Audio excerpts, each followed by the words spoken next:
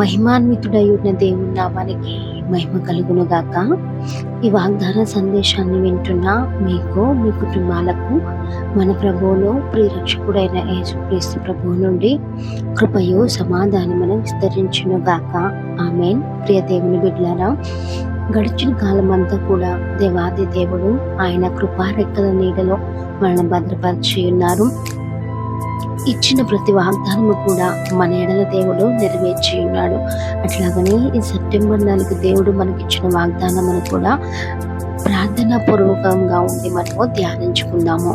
మీకా గ్రంథము 2వ అధ్యాయము 13వ వచనాన్ని మనము ధ్యానించుకుందాము. ప్రాకారములు పడగొట్టువాడు వారికి ముందుగా పోవును, వారు గుమ్మమును పడగొట్టి దాని ద్వారా దాటిపోవుదరు.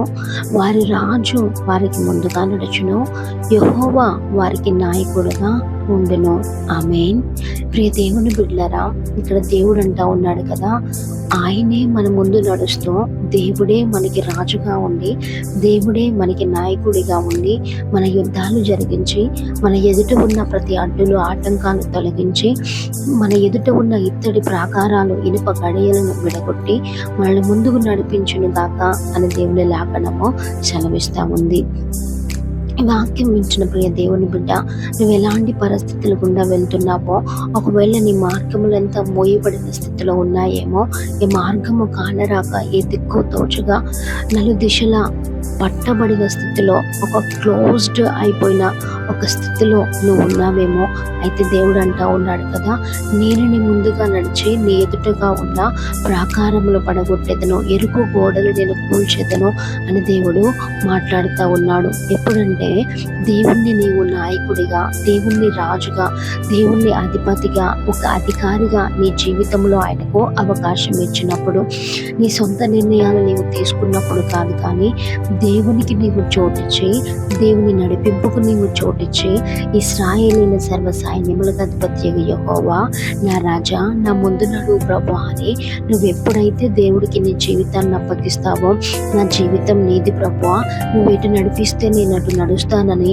ఎప్పుడైతే నేను నీకు తగ్గించుకొని నీ జీవితాన్ని దేవుని చేతిలో పెడతావో, ప్రియ దేవుని బిడ్డ, ఊహించని ఒక మేలు నువ్వు నీ జీవితంలో నువ్వు చూస్తావు. ఎందుకంటే ఇన్ని రోజులు ఒకవేళ నీ యొక్క దేవునికి అడ్డులు ఆటంకాలు ఉండి ముందుకు పోలేని పరిస్థితిలో ఉన్నావేమో, నీకు నువ్వు ప్రయత్నాలు చేసి అలసిపోయి ఉన్నావేమో, ఒక్కసారి దేవునికి అవకాశమేమో, ఒక్కసారి నీ పరిస్థితి దేవునికి చెప్పుకొని, దేవా ఇంకా నేను వెక్స్ అయిపోయానయ్యా, నా సొంత ప్రయత్నాల్లో నేను ఏమీ చేయలేను ప్రభువా, నా ముందుగా నడుస్తూ నా రాజువై, నా అధిపతివై, నా అధికారివై, నా ప్రభువువై, నా తల్లివై, నా తండ్రివై, నా సమస్తము నీవై నన్ను నడిపించు ప్రభు అని అడిగినట్లయితే, ప్రియ దేవుని బిడ్డ, నీ చేయి పట్టుకుని దేవుడు నడవబోతా ఉన్నాడు.